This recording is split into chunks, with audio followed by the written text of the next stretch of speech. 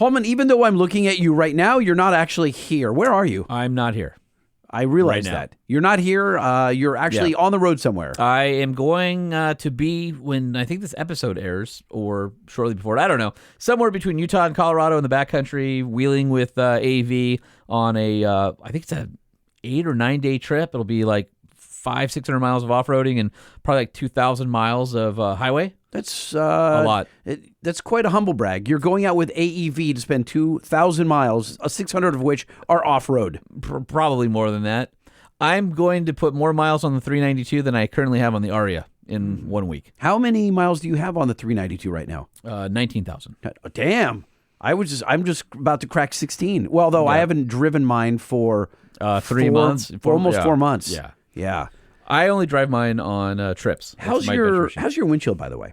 I've got one brand new one laying on my garage floor right now. So mine, I just got another rock thrown at me today by the wonderful sand trucks that travel every single morning on the 605 freeway, going north and southbound. Is it east and west, north and south, whatever it is? North and south here in Southern California. There's the biggest sand moving project ever in the history of the entire world. Yep, and all those trucks are in front of you and on the freeway. All on this freeway because where I work by Banks is just pockmarked. It looks like the worst acne of Southern California. Speaking is right there. Pits and pockmarks, that's what my windshield looks like because the very first day I had it, I guess it would be day 3, driving home, I hit Utah in a massive sandstorm where the winds were going 70 miles an hour and peppered the whole windshield. And so for the past 2 years, I've been driving with a windshield that looks like diamond sparkles, and it's horrid, and I hate every moment of it. But I've got a brand new Mopar Gorilla Glass windshield sitting in my garage that I was going to put in, and then I said, no, dummy, you're not going to put that in until after this trip, because we're going to be off-roading with a group, and it's going to be cool. We're going to have Prospector XLs. We're going to have Colorado Bisons. We're going to have Gladiators, Jeep Wranglers. So it's going to be the whole product line. Second. Which day am I flying in? I think you have to work. All right. You're the one who has an overlord. I'm my own. Yeah. Overlord, You are your own so, boss. But yeah. I think I could get away for a day or two. How are you? We're going to be in the middle of nowhere. We're not going to be like by the airport. I'm going to call Dave Sparks and have me choppered in. Oh, if you do that, you can come. Okay. I'll send you the GPS coordinates. I'd like to see that happen. Did you say that? You see the dude? Dave built himself a barge so he could land in the middle of Lake Powell with his Blackhawk or whatever the hell he's got. It's ridiculous. It's silly. And awesome. Good for him. But like, is it awesome or is it just douchey? He built a barge to land a helicopter in the middle of a lake. Yeah. I mean, that's kind of like, really? I don't know. I think if you can, he's doing it for the YouTube. You know what I'm saying? Yeah. He's got Whistling Diesel up there, and it's all this big thing. And I don't know if you guys are following that. I think it's entertaining. Some of it's douchey, but I don't care. It's all for it's not for the gram. It's for the YouTube. All right. Right? Well, speaking of all that kind of stuff, let's backtrack to me being in Colorado. Sure. Wheeling and down the San Juan Mountains. I'm going to be in the state of our guest, Brad Lovell, who is our friend and racer, who is also... You mean my buddy that cruised me around the Southern California desert in his Bronco DR? Bronco DR, yep. The desert racer at 100 miles an hour floating over whoops. Yep, got the AMSOIL plastered all over the side of that thing. So he's getting ready for Vegas to Reno. He's got some other stuff going on. He just got back from the Fink race in Australia for the second year in a row, and I'm dying to find out if he won it again, because could you imagine how upset they must be that this dude parachutes in, wins a race, and then goes home? Not because they pride themselves on that Absolutely. race. Like, that's a big deal down there. Absolutely. So we'll get Brad on the show. But first, we have to thank Nissan, our presenting sponsor, who's been with us since the beginning. Nissan is a purveyor of very fine pickup trucks like the Nissan Frontier. So if you are looking for a brand new truck to replace that old jalopy that's rotting away in your driveway or returning to Earth in your back 40, head on down to your local Nissan dealer, or you can build and price at nissanusa.com. Frontier is one of the best-selling midsize pickups out there, and you've got legendary Nissan reliability, durability, and it's just a great truck that we really love. If you've got a 2011 to 2016 Duramax, guess what?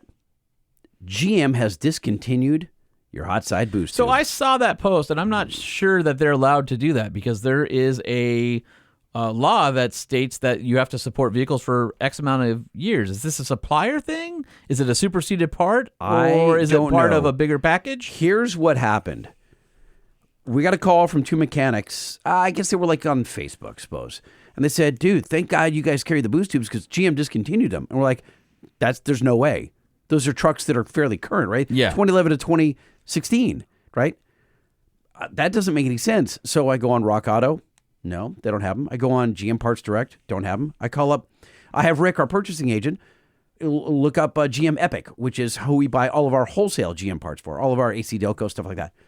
They don't have them. I'm like, okay, maybe it's a massive supplier screw up, but I will tell you right now, you can't get them. All right. So whether it's discontinued or not, if you have a 2011 to 2016 Duramax, dude, if that boost tube, that rubber coupler that's atop on the hot side, which is the turbo, the compressor outlet, you should get yourself some insurance by heading over to bankspower.com and buying some 3.5-inch diameter boost tube upgrades. It's great insurance and it'll improve your throttle response. Head over to bankspower.com to buy yours. And if you love your trucks the way we love our trucks, you want to head over to AMSOIL.com where you can see the very best in synthetic lubricants and oils. Gasoline motor oil, European motor oil, high mileage, hybrid, racing only, high zinc, diesel, natural gas, 2-stroke, 4-stroke.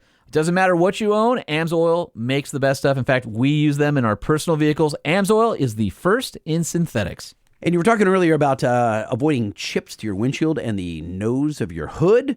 The way to avoid chips is by heading over to egrusa.com and picking up yourself a hood guard.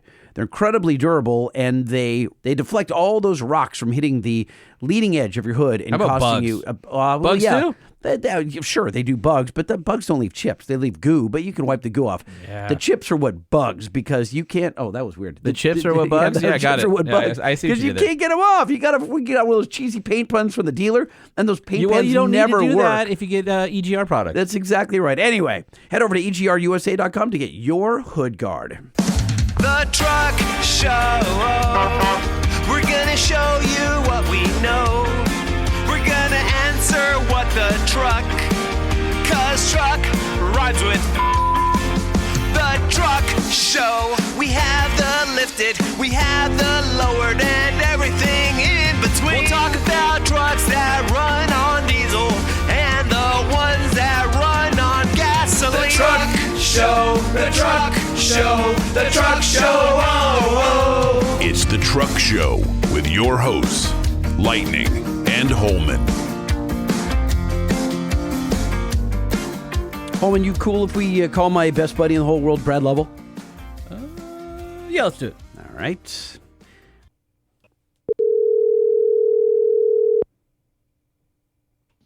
This is Brad. Mr. Brad Lovell, it's Lightning and Holman with the Truck Show podcast. How you do? What's happening? Good. And how are you guys?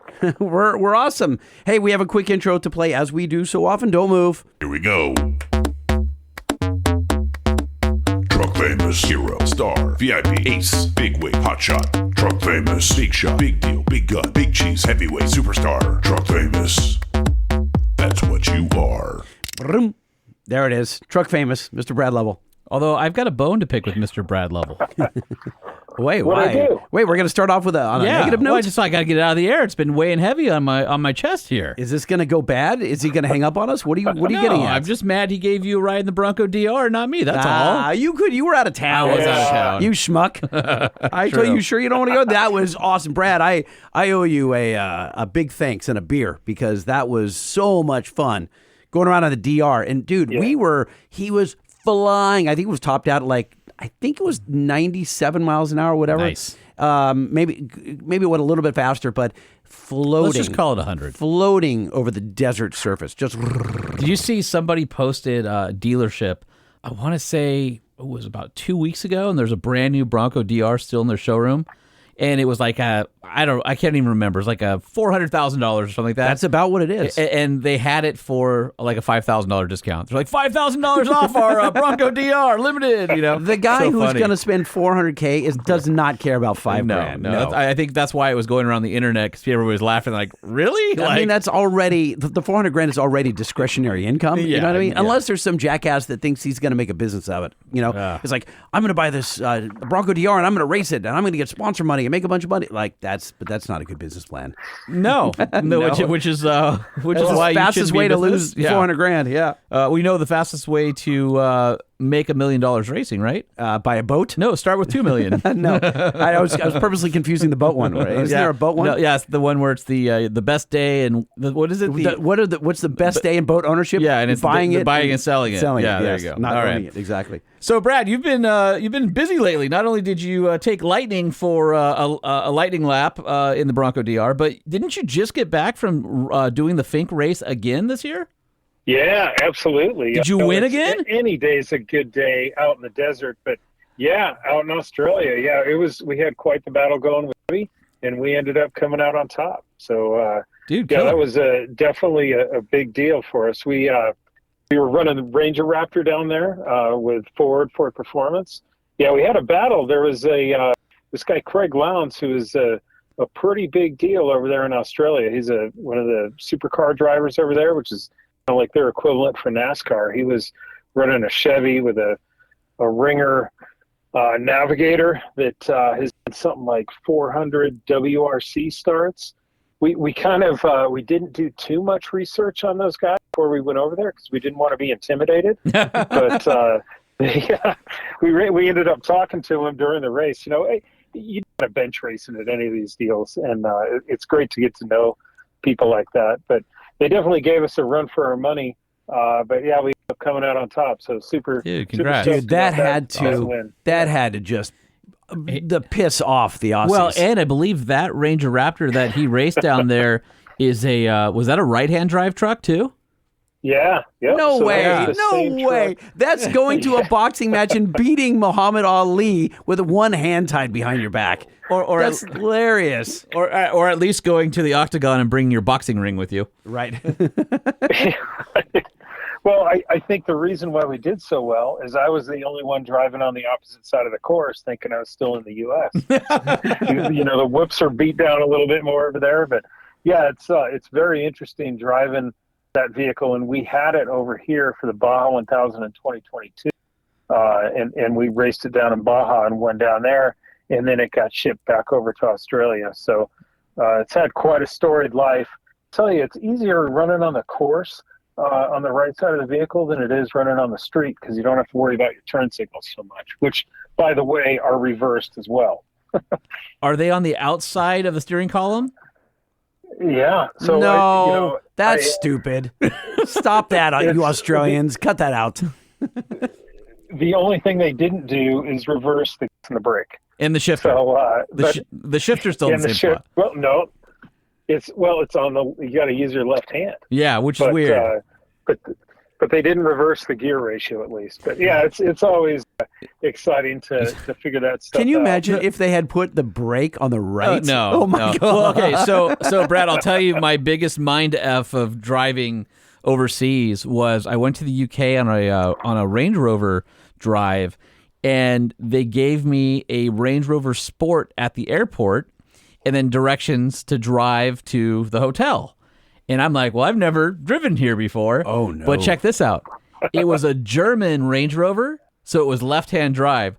So I was in a left-hand drive car on the right, on the left-hand side of the road. So you're skimming the curb on the whole left side. Dude, it's crazy. The whole time I'm just thinking, all right, the middle of the road is the middle of the road, no matter what side you're. I mean, it was. And were you worried about doors opening up? I guess no, there would have been the passenger door opening up. It wasn't that. Like you can drive that way and it was okay. The thing that messes you up is traffic circles.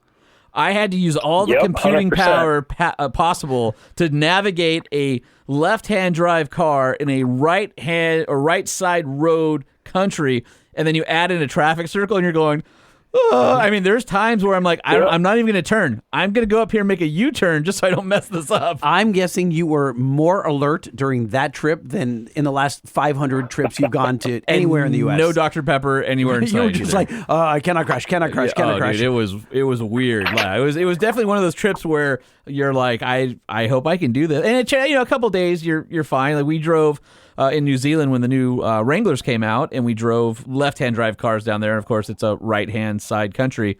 And so it takes some getting used to. You can do it, but it definitely requires all the brain power. Why is it so arbitrary? Some countries are right-hand, some countries are Most of left-hand. it's islands.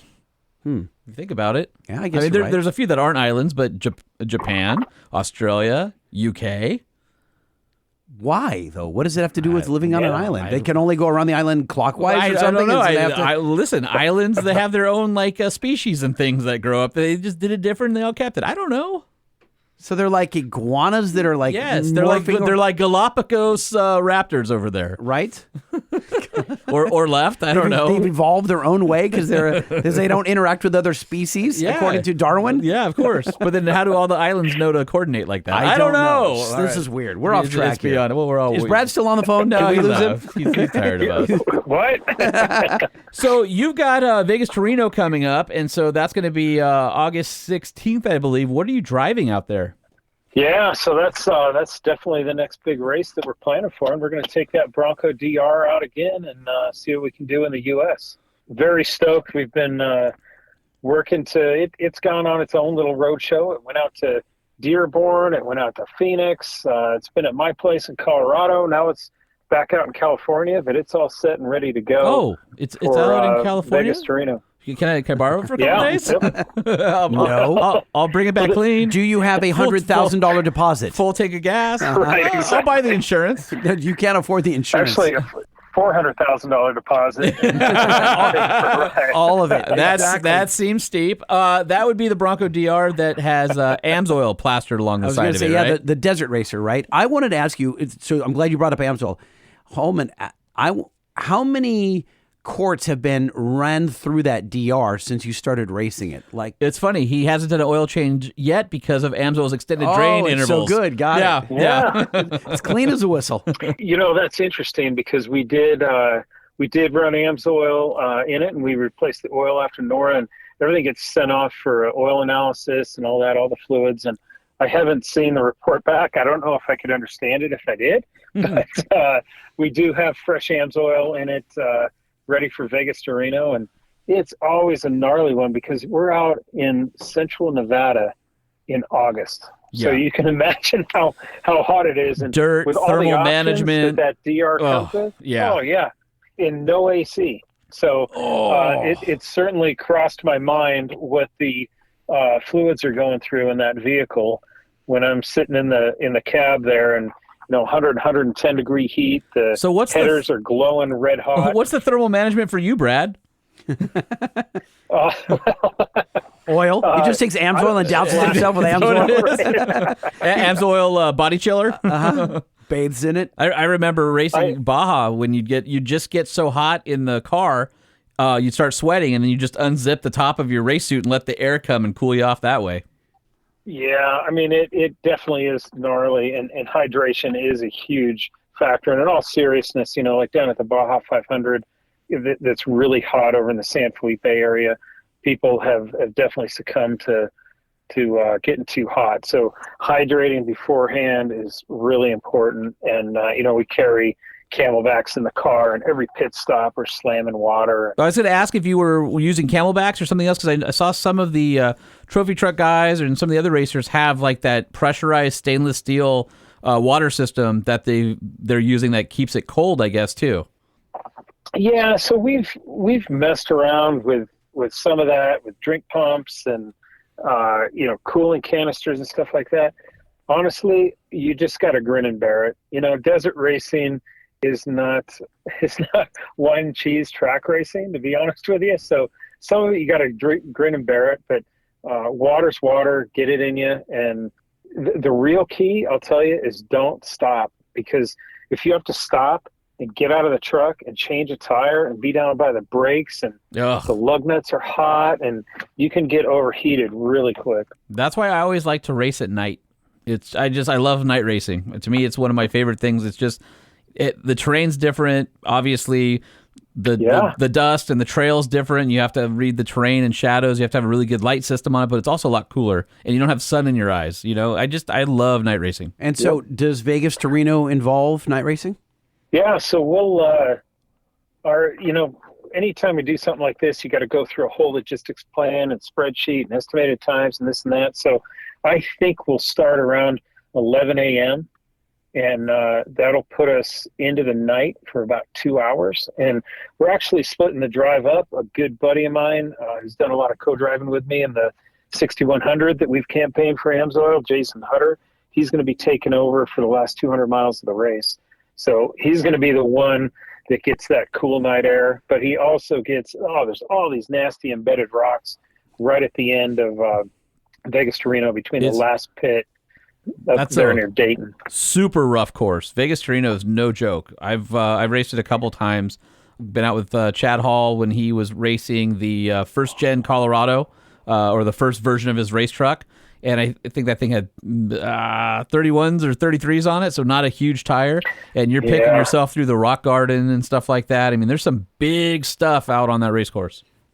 Yeah, that's no joke. And one thing that I've definitely learned in my career racing with BFG, there's been an old saying floating around that company for years, and that's bigger tire, smaller desert. And I think it's been proven to me that that's certainly a remedy. So we'll be running 37s on the Bronco DR, same size tire that comes on the Bronco Raptors, but that definitely pays off. It fills in every hole and makes every rock a little bit smaller out there.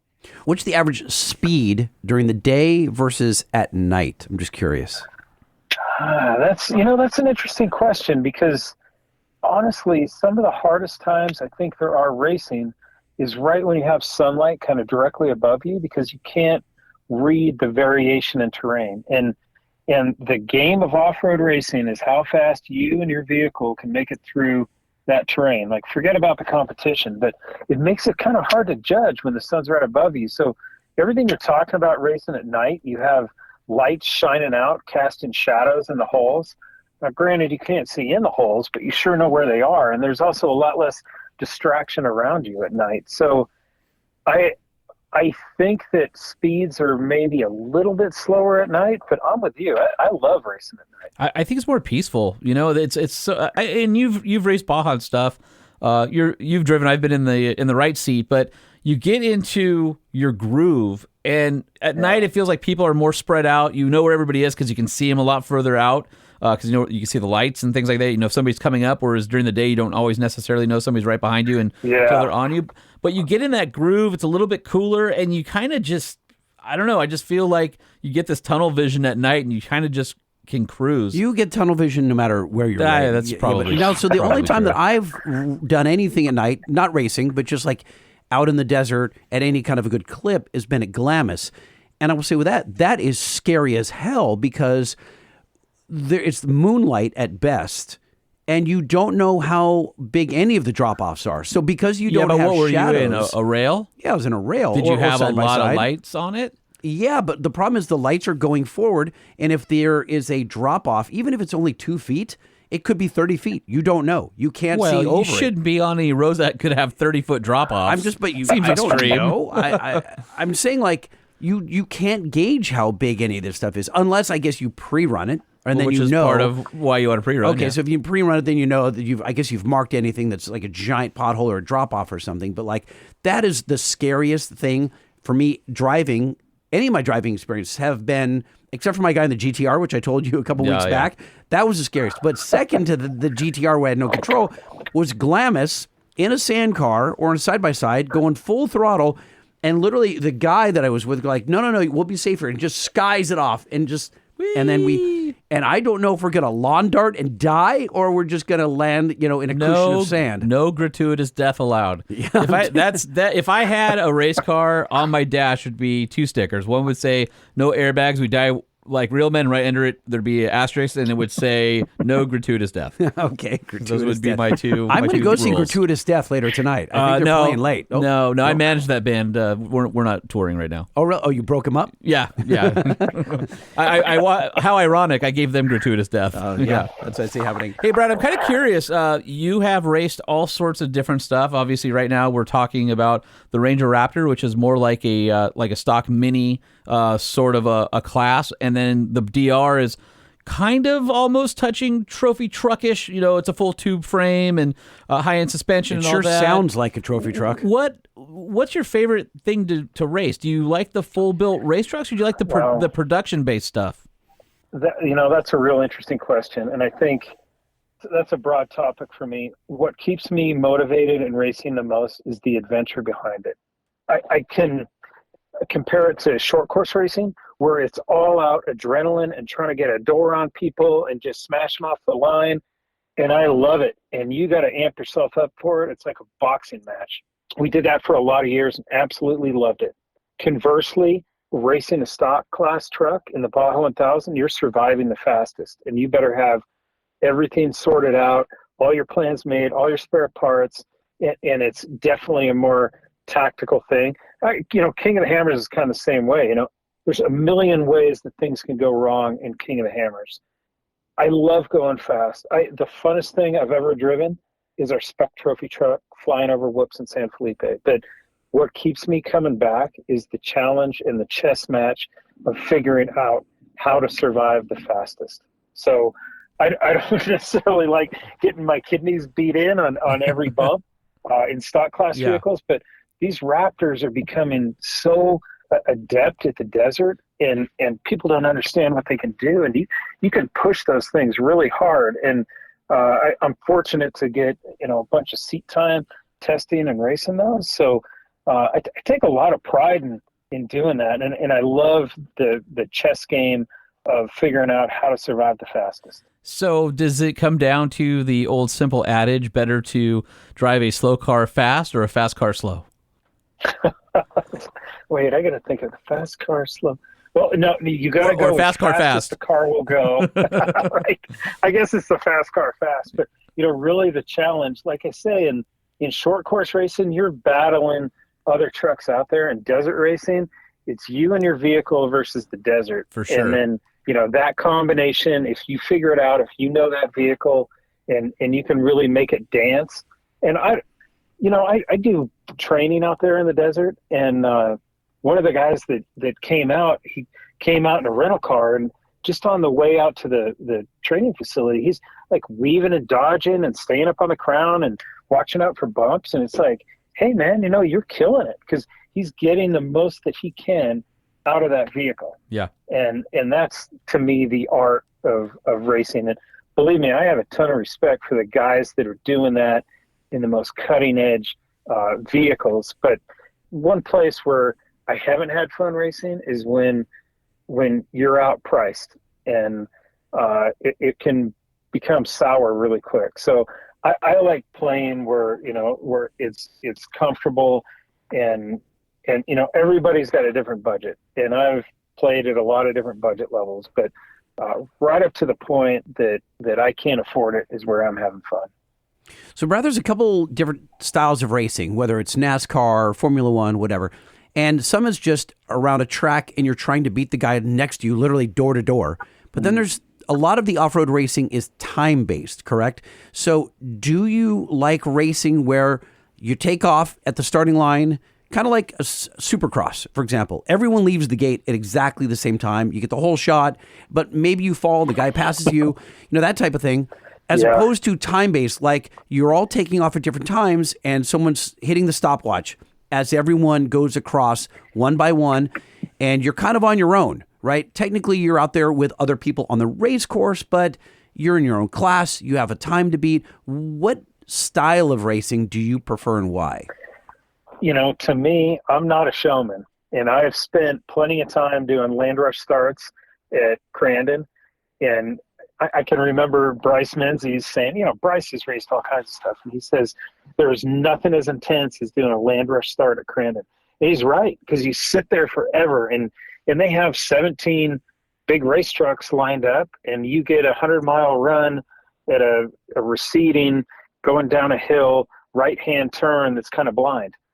And unless you're the first one or two trucks into that turn, you're getting rocks thrown at you. You can't see anything. I mean, it's horrifying. And I love doing that. But as a racer, the more races I do, I think the more I become mature about racing. And as a racer, I like the idea of purity of the sport. And that comes through staggered starts. Like King of the Hammers, they do 2 cars every 30 seconds.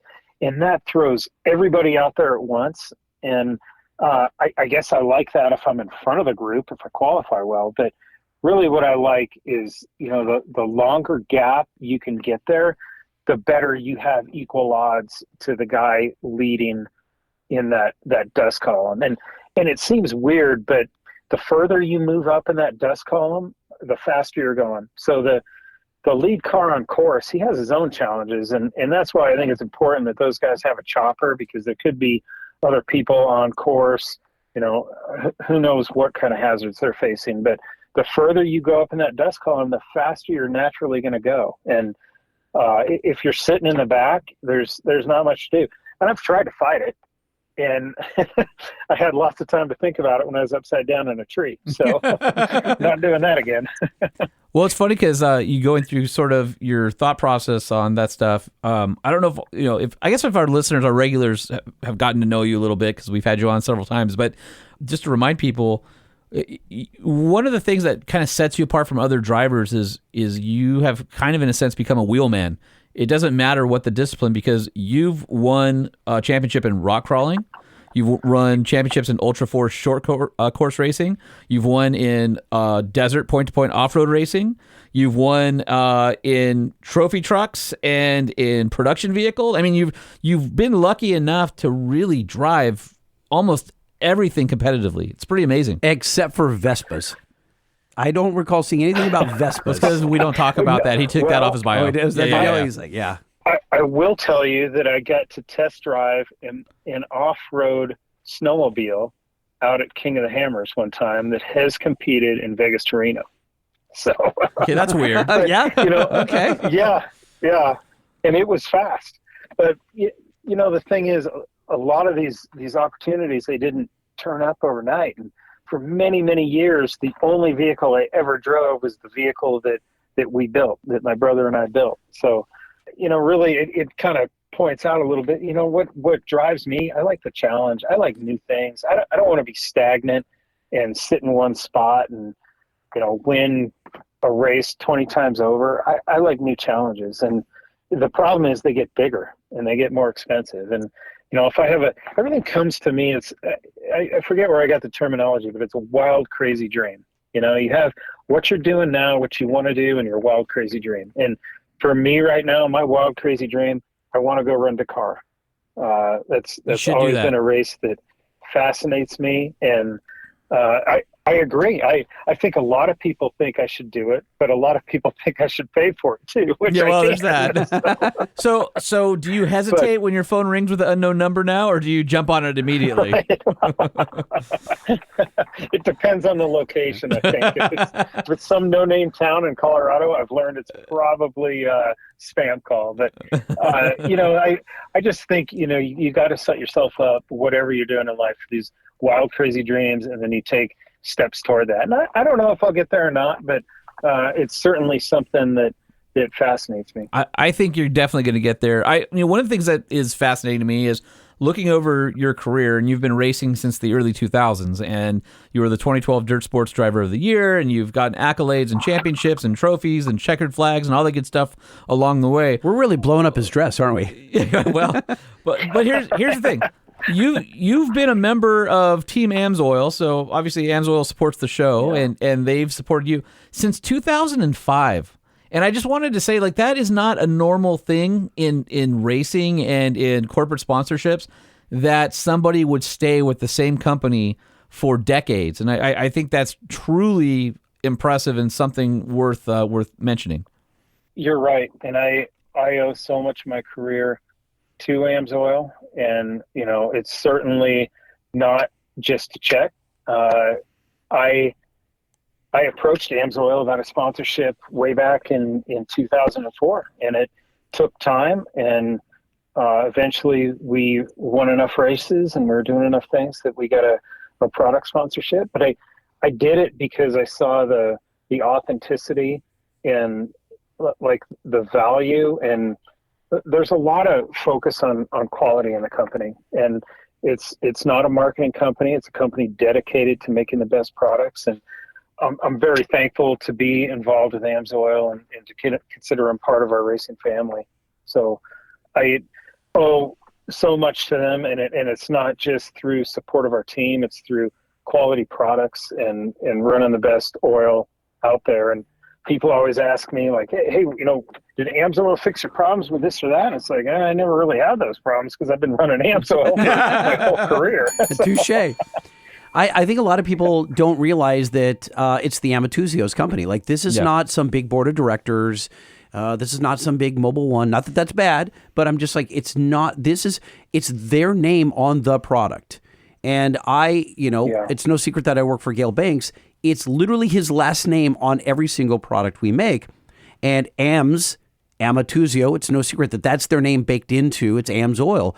And so they're only going to put it out, whatever the product is, whether it's a degreaser, whether it's a grease, an oil, fully synthetic, whatever. It will sully their name if it's not the best it can be. So I think that matters. I think relationships matter too, right? I mean, there's a lot of companies who their philosophy is, we'll stick with somebody for a season or two, but we like doing different things, and so that's all it's going to be. So to see those lasting relationships are pretty special. And I mean, I guess you could say that with you and Ford as well. I mean, you were a Ford person, just an enthusiast racing Ford-bodied vehicles or Ford vehicles early on, and your son's got one, and now you're actually racing for Ford Performance and doing things with Bronco and development stuff, and it's pretty awesome to see that side of it flourish as well. When he took me out in the DR, the Ford guys from Ford, not like some hired guns, they worked at Ford. Yep. They were literally crawling all over, taking all of the GPS data and like temperature probes out of it and all this stuff, and it was really neat to be like, I saw kind of a glimpse of a day in the life of Brad Lovell, like with all the Ford team. It was cool. It's a lot of sitting. Yeah, a lot of sitting. Yeah. You know what I've learned is, as soon as you stop, all the engineers come over. So you can't stop. You just got to keep going or stop far enough away that they can't come get all the data, or it slows everything down. But yeah, we've always been a Ford family, and it's an interesting story. That's kind of how my racing career started. When I was a kid, I wanted nothing more than to have a CJ5. And my dad would not get me a CJ5, doggone it, because he said they roll over. And he's probably right, looking at standards now. But what's interesting is he got my brother a Bronco too. So I don't know. But in any case, I ended up with a Ford Ranger, and that caused me to, I wanted to go make a rock crawler and go do all this cool stuff. But it caused my brother and I to have to develop a lot of those parts ourselves. And we're an interesting lot. We never wanted to develop that stuff and sell it to other people. We just wanted to develop it and make it cool for ourselves. So, we've always been Ford people, and for a lot of years it was tough. I can remember being out on the lake bed at King of the Hammers, having an engine problem with a Ford engine, and every pit down the way has spare LS parts, but nobody had Ford stuff. So it's kind of turning around, but Ford has had a lot of success out there, and it's definitely been one of the highlights of my career for sure, to be involved with Ford Performance, Bronco, and all that stuff, and to see what's coming next, which I could talk to you about, but I wouldn't be part of it anymore. So I know that story. Hopefully I'll see you there, maybe at some point. Right. Absolutely. We'll have you out. I want to read something from Brad's Facebook page, dated July 21st. We went looking for adventure, ran out of gas, killed 2 alternators, destroyed a wheel bearing. And this is why we'll never race a Chevy. Hold on a second. Destroyed a wheel bearing, stolen credit card, dodged some rainstorms but caught in others, and had a harrowing near miss on the highway. Found some new trails and have never been before, and found a glimpse of the beauty that makes me still love Colorado. Yeah. Very thankful that things went the way they did. So, what was that story? You know how I said that, adventure is what keeps me grounded, keeps me interested. Sometimes maybe you don't set yourself up with the best odds. And we've had trips like that. I mean, on one hand, I'm doing logistics for Ford Performance for the Baja 1000. On the other hand, I'm going up in the mountains with my kids, and sometimes you just don't make plans to see what happens. So my son, Adam, he just took out his version 2 of his Ranger. The first one died a long multi-day death in Moab over spring break. So he found another one, found an $800 Ranger and took the cab and the bed and put all the parts together, and he finally got it done. So this is a maiden voyage on that, and I have a 46 Willys Jeep that I built when I was about his age. So we took those two vehicles and off we go into the mountains. And yeah, it was a bit interesting. The first alternator failure, I'll tell you, the kids, both my sons, Adam and Brian, they're really smart and they know what they're doing on cars. But every car, I call it new car blues. You got to go through them. And the terminal for the charge terminal and the alternator grounded out on the case. I don't know if the ring terminal was a little bit big, but that caused a small mess of melty and smelly burny bits. So we were up in the mountains, so we went back down to AutoZone, and the only alternator they had was a remanufactured alternator with grease stains on it. Oh boy! Which I looked at and it was like, no, I don't want it because somebody else already had it and returned it back. Yep. Yeah, it's like, nope, don't want it. But it's the only one they had. So what do? We put it in. We get, I don't know, 5 miles further than we were last time, and it dies. But the good news is about those old vehicles is it seized up. So we popped it free with a wrench, and he was able to drive for another 2 hours with turning off all the electrical systems. Those old vehicles don't use hardly any electricity. So we'd stop, and I'd jump them here and there, and we still got awesome. where we're going. But yeah. Does it have the old flathead in it still? So this Jeep, I have a 43 that is 100% stock with a flathead, and that is absolutely one of my favorite vehicles. This one, I hate to say it, some people are going to have to close their ears, but it has a Chevy 4.3 Vortec in it. Which is actually a really good engine. So my 42 GPW has an odd fire in it. And my old 51 that I had to sell long ago, my CJ 3A, had the flathead in it, and it was completely tuned, and it just ran like a sewing machine. Like, I couldn't believe how well that thing ran. And flat fenders with the original stuff is cool. How much horsepower in that old 3A? 60. 60. Yeah. And it was called the Go Devil engine. Like literally a sewing machine. In fact, that's why it won the military contract, was because the Go Devil engine, the Army was, loved the power of it. And so they were like, ooh, this one has a few more horsepower. We're going to go. And back then it made a big deal. But the 42 GPW with the odd fire, and it's super crusty. The whole thing's crusty. It's still at the metal shop. I've been at the metal shop for like a year, and I'll get it back home at some point. But the odd fire is basically the predecessor to the 4.3 swaps, right? I mean, those are actually sort of the perfect engines for those things, because the V8s are a little bit too much, and the V6s fit really nice in there and still, don't cook themselves to death. So I had one of those odd fires when I built it. I built this thing like in the 90s, and I came home from college and I couldn't find a job, so I figured, you know what? I'm going to buy this old pile of junk Jeep. I'm going to fix it up and sell it. And you can see how that worked out. Yeah. I still have it. He's not a good salesman. You fall in love with these things. They're like potato chips. You just can't have one. Right. So I got an odd fire. I rebuilt it. I put it in there, put a carb on it, and it was all right. And then I figured I want to fuel inject it. Yeah. And, I pride myself on not quitting on a lot of things in life, but I quit on that project. That was, maybe it's 2000, but the signal going to the distributor or from the distributor to the fuel injection, it could not make sense of it. And we tried and eventually capitulated and got that 4.3. The 4.3 is great. Fires, we ran into another guy up there. You know how Willie's guys can always sniff each other out. Oh, yeah. We ran into another one up there, and he had the 225, and we had a look at it, and it's always good wheeling. There's so much camaraderie.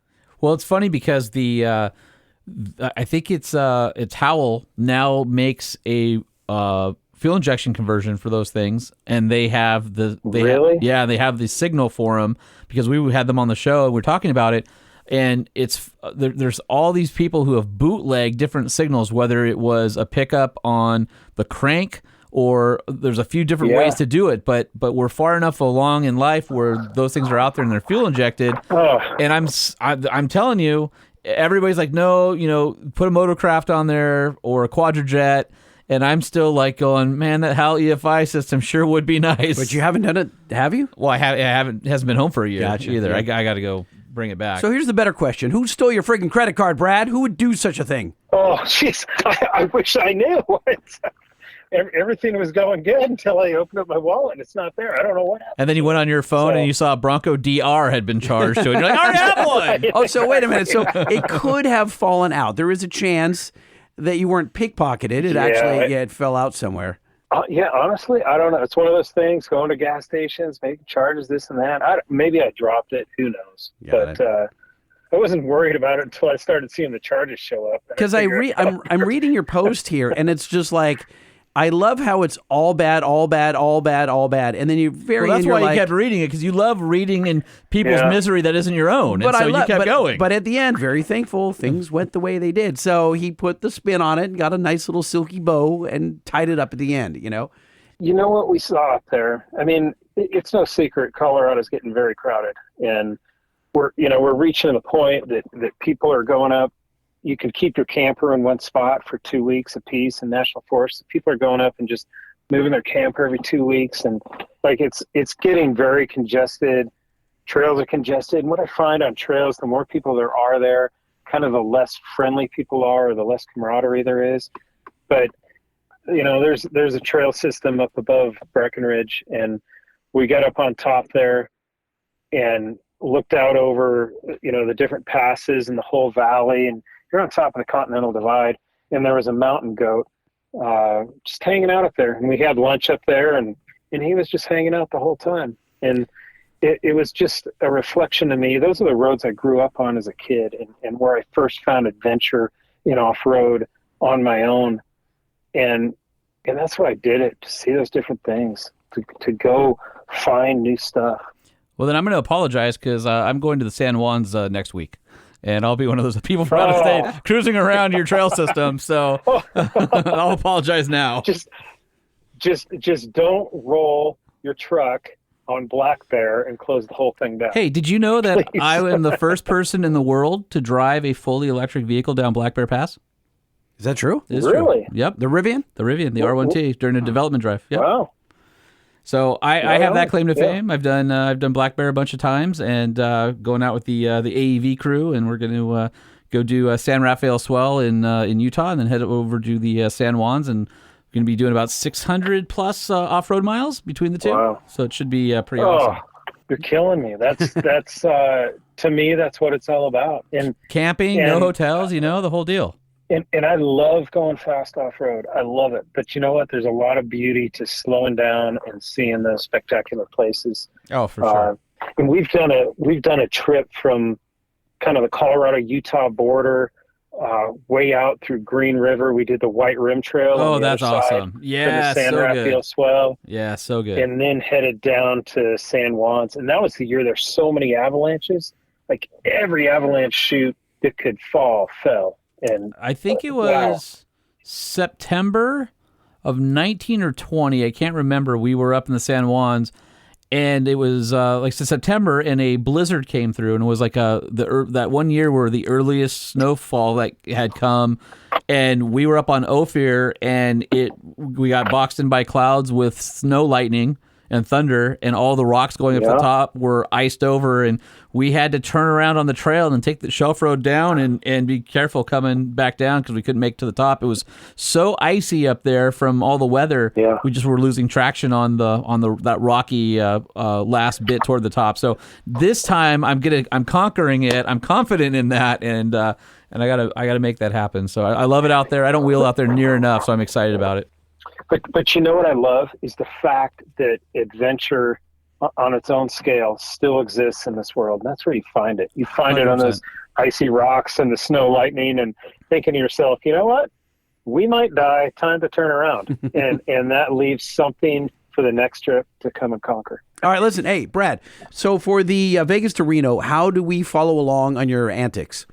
Yeah. So we'll, we have, everybody's got Starlink now. We got a Starlink on the truck, so we should be live streaming in some form or fashion through Facebook and Instagram. So definitely on Friday the 16th, you said? Yeah, it's got to be the 16th. We'll have all that live stuff going. We'll be on the AMSL Facebook page. Ford Performance will be doing updates here and there, but we're really targeting kind of the live streaming this time. So there'll be good coverage, and Best in the Desert does a lot. They'll have live timing through each pit. So, keep your eye out on social media for some of those adventures. So, Awesome. and maybe we'll take that trail you're talking about back down south. You know what? I'd be happy to take you anytime and show you my my neck of the woods. Sounds amazing. I've got lots of trails out there, including you got to come on a trip with me, and we'll go do the East Mojave Heritage Trail, which is 733 miles of off-roading. Wow, it's epic. It goes all four corners of the Mojave. By the way, he doesn't have that kind of time. I would make time for Brad. No, he doesn't have that kind of time for you. Well, I don't have that kind of time either. I'd still make time for him. We just got to schedule it in between races. Perfect. And get the kids to do the prep work. There you go. Or something. I don't know. I love it. Well, the offer's open. I'd love to take you out in my neck of the woods. And then if you guys are from Colorado on the weekend of September 4th, so the 4th through the 7th is the Bronco Super Celebration West, and that's going to be at the Buena Vista Rodeo Center in Buena Vista, Colorado. And Brad is going to be there with the Bronco DR, so you'll be able to see the truck up close and meet Brad and check it out. So any of you Ford and Bronco fans who are in the Colorado area, make sure you get out there and tell him the Truck Show podcast sent to you, and that way he knows that people listen to our show. Are you reading that event information on the events page on truckshowpodcast.com? Yep, truckshowpodcast.com, and then just hit the events tab. Well, Brad. Yeah, so absolutely. We got to see how that thing comes out of Vegas to Reno. It could be a pile of busted up fiberglass, but we're going to have it there one way or another. I love it. All right. If you guys want to follow Brad, he's at Brad Lovell 44 on the gram. All right. Be fast and be safe, friend. Yeah, thank you guys so much for having me on the show. I love sitting here BSing with you guys about off-roading. Good Anytime. stuff. Thanks, brother. We appreciate it, and hopefully I'll get to see you in person, before Lightning does. Well, no, that's not cool. I heard you. I'm sitting right here. You saw him last time. I haven't seen him in a while. No, we're going to see him together. All right. I'm not going to let you one-up me. Okay. I got to get me some more Brad, too. All right. We'll talk to you soon, Brad. Thank you. All right. All right. Thanks, guys. All right. Later. Bye. 657-205-6105 is the 5-star hotline. You can call it 24 hours a day and leave us a message. Oh, come on and be part of the show. Call the 5-star hotline. 657-205-6105. It's the 5-star hotline. 5-star hotline.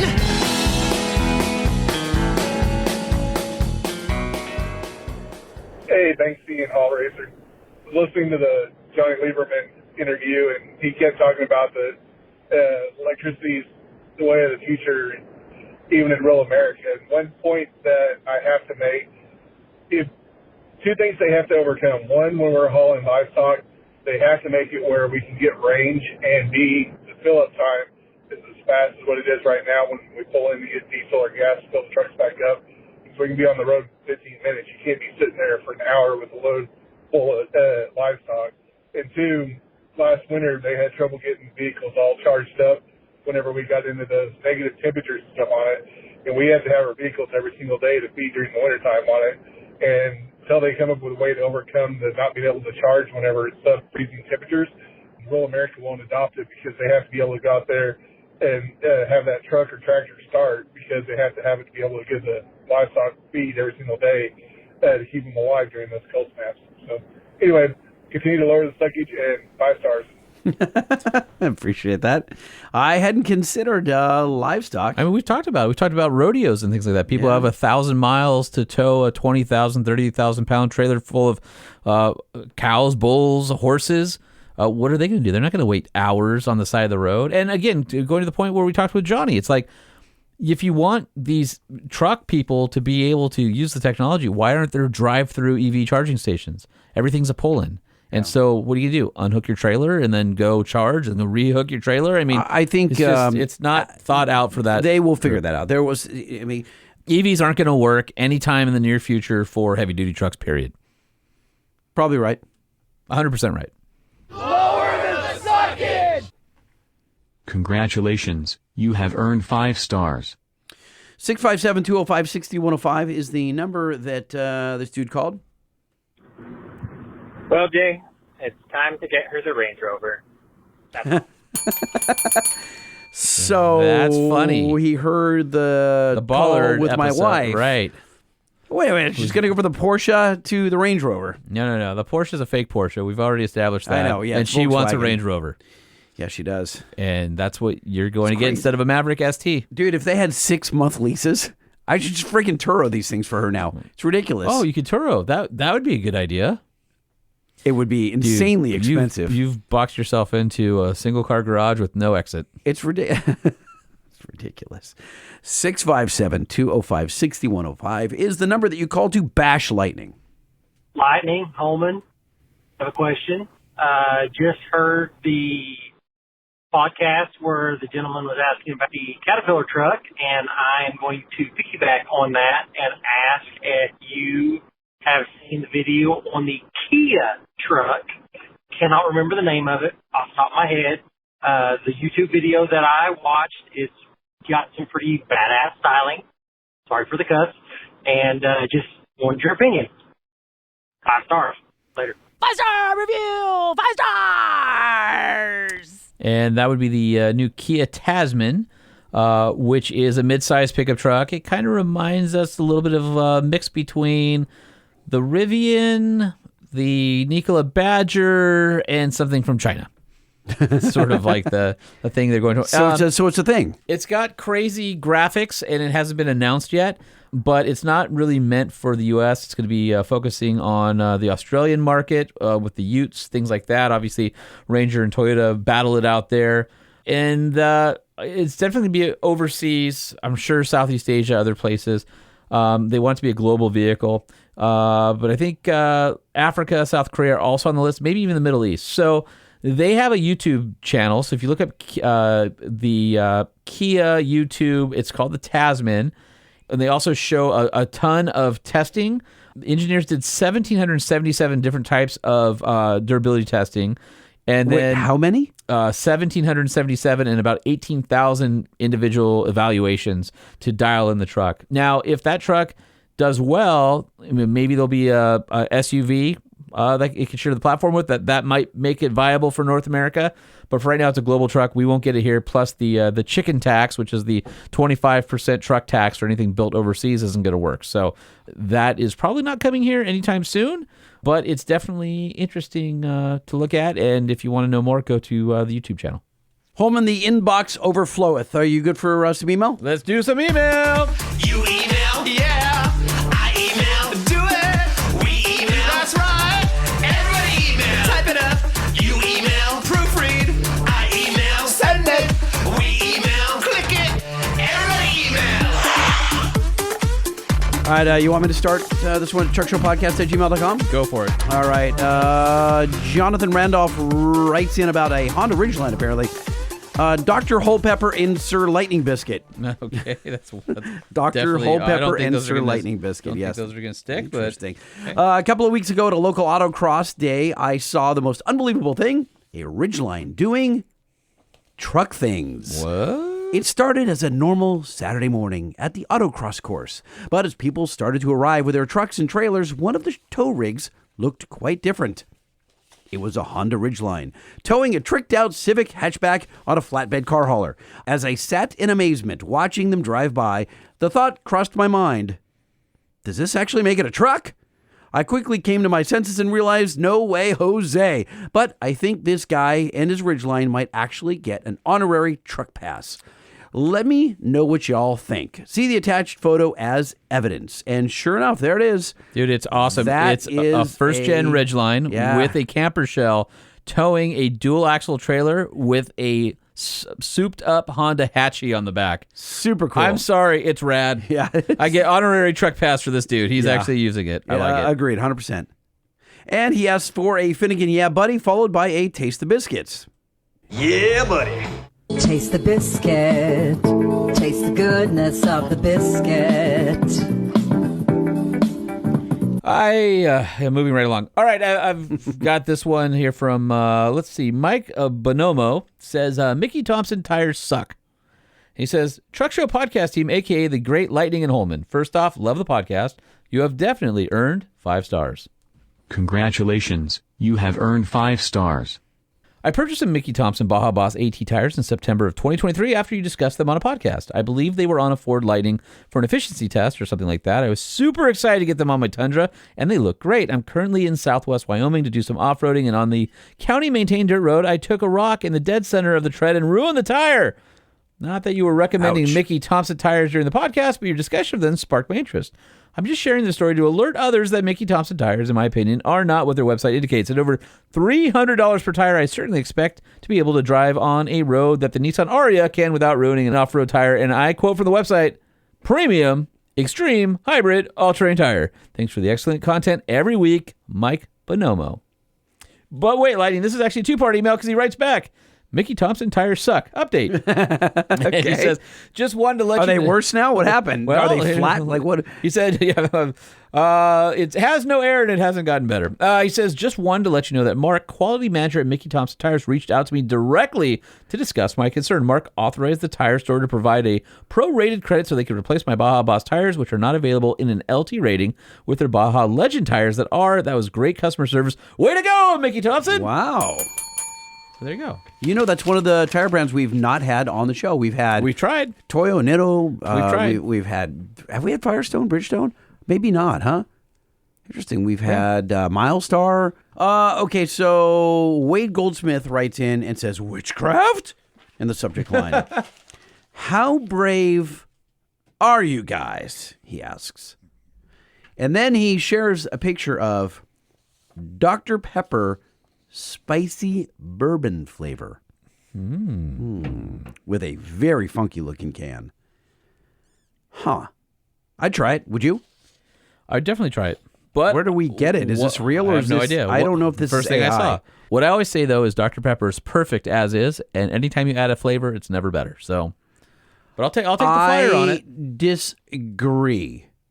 I really like the cream soda is the only one that's close to being. I think it's great. It's not better though than the original, but it's not horrible. I think I agree with you. I think it's great, but not better. And I'm going to do a twofer here. Tow rating is subject line from Matt Burgess. Hello, shed dwellers. Holman, is there a place to find tow ratings of older trucks?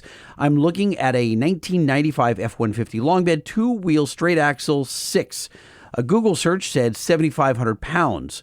That sounds correct, but just wondering if you knew of a source that could back it up. Love the show. Keep it up. And that's Matt in South Florida.